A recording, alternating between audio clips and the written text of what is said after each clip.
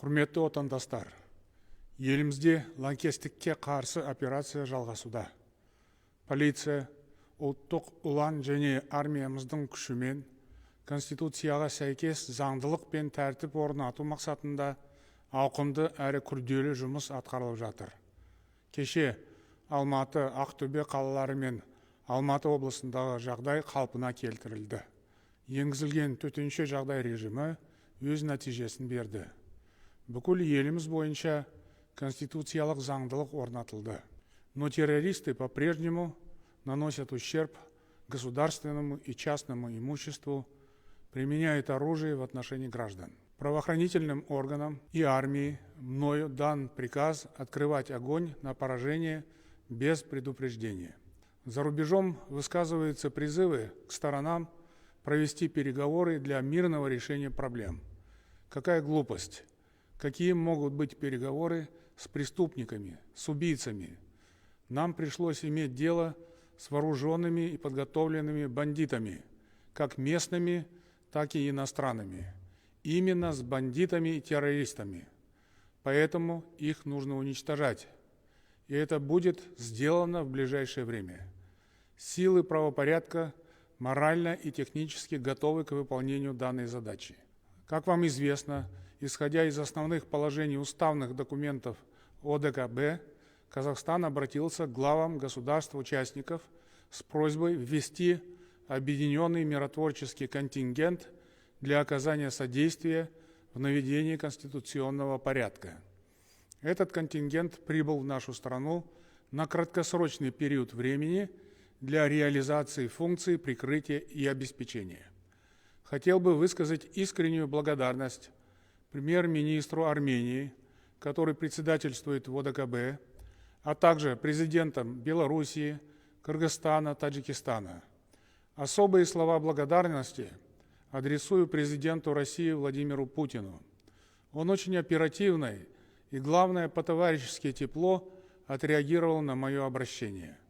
Высказываю также благодарность председателю Китайской Народной Республики, президентам Узбекистана, Турции, руководителям Организации Объединенных Наций и других международных организаций за слова поддержки.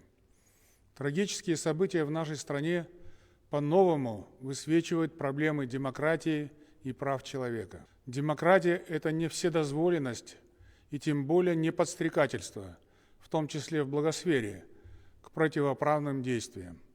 В своем выступлении по случаю 30-летия независимости я сказал, что именно закон и порядок являются основной гарантией благополучия нашей страны. И не только Казахстана, но и всех цивилизованных государств. Это вовсе не означает наступление на гражданские свободы и права человека. Напротив, как показала трагедия Алма-Аты и других городов Казахстана, именно несоблюдение законов, вседозволенность, анархия приводят к нарушению прав человека. В Алма-Аты от рук бандитов-террористов пострадали не только административные здания, но и личное имущество мирных жителей, не говоря уже о здоровье и жизнях сотен гражданских лиц и военнослужащих. Я выражаю искренние соболезнования семьям и близким погибших. Напомню, по моему предложению в мае 2020 года был принят закон о мирных собраниях граждан. Этот закон, по сути, большой шаг вперед в продвижении демократии в нашей стране, потому что предусматривает не разрешительный, а уведомительный характер митингов и собраний. Причем в центральных районах всех городов страны. Но отдельные так называемые правозащитники и активисты ставят себя выше закона и считают, что они вправе собираться где хотят и болтать, что хотят. Из-за безответственных действий этих горе-активистов от основной деятельности по охране правопорядка отвлекаются полицейские. Зачастую они подвергаются насилию и оскорблениям. Из-за этих активистов, так сказать, зауживается интернет, в результате чего страдают интересы миллионов граждан и отечественного бизнеса. То есть наносится огромный ущерб внутренней экономической, социальной и политической стабильности.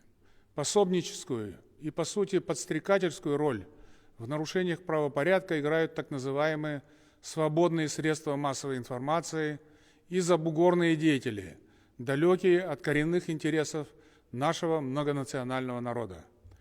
Можно без преувеличения сказать, что все эти безответственные демагоги стали соучастниками развязывания трагедии в Казахстане.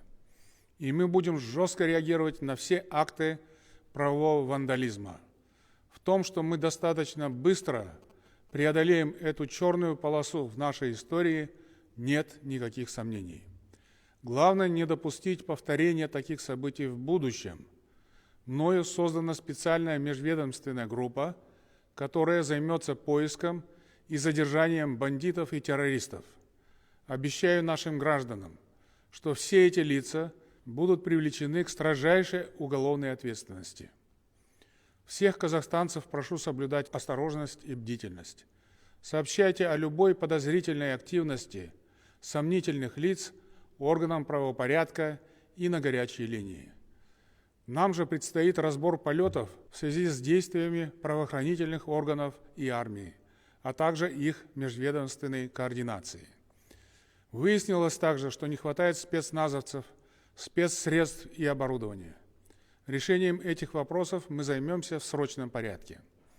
Критически важно понять, почему государство проспало подпольную подготовку терактов спящих ячеек боевиков.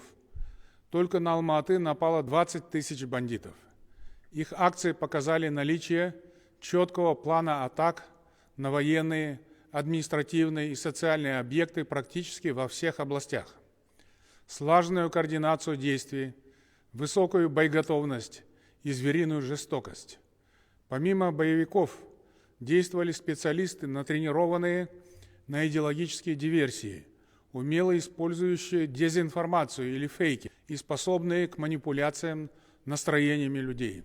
Похоже на то, что их подготовкой и руководством занимался единый командный пункт. С этим начали разбираться Комитет национальной безопасности и Генеральная прокуратура. Теперь же о хорошем. В связи со стабилизацией обстановки мною принято решение включить интернет-связь в отдельных регионах страны на определенные временные интервалы. Это решение, уверен, положительно повлияет на жизнедеятельность наших граждан. Но предупреждаю, что свободный доступ в интернет не означает свободное размещение измышлений, клеветы, оскорблений, подстрекательских призывов. В случае появления таких материалов мы примем меры по обнаружению и наказанию их авторов. Контртеррористическая операция продолжается. Боевики не сложили оружие, продолжают совершать преступления или готовиться к ним. Борьбу с ними нужно довести до конца. Кто не сдастся, будет уничтожен. Впереди большая работа по извлечению уроков пережитой нами трагедии, в том числе с социально-экономической точки зрения. Правительству предстоит принять конкретные решения, о которых я скажу 11 января в Маджлисе. Сейчас же хочу сказать вам, уважаемые соотечественники, что горжусь вами. Слова благодарности высказываю тем гражданам Казахстана, которые в эти дни сохраняли спокойствие, прилагали усилия для обеспечения стабильности и общественного порядка.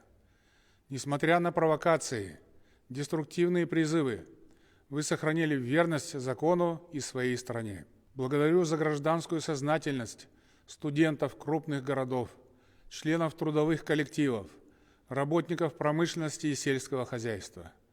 Благодарю жителей регионов, которые обеспечили мирный порядок протеста. Все требования, выражавшиеся в мирной форме, были услышаны. В результате диалога достигнут компромисс, выработаны решения по острым социально-экономическим проблемам. Поэтому в регионах, где сохранена стабильная ситуация, мы поэтапно снимем режим чрезвычайного положения. Қастерлі отанымыз Қазақстан әлем картасындағы егемен ел ретіндегі қуатты мемлекетке айналады. Экономикамыз анағұрлым қарқынды дамиды. Азаматтарымыздың әлеуметтік жағдайы жақсара түседі. Мен мұны зор сеніммен айтып тұрмын. Өйткені оған қол жеткізу үшін қажетті реформалар мен нақты іс-шаралар жоспарын ұсынатын боламын. Баршаңызға зор денсаулық, құт береке тілеймін. Тек қана аманшылықта кездесе берейік.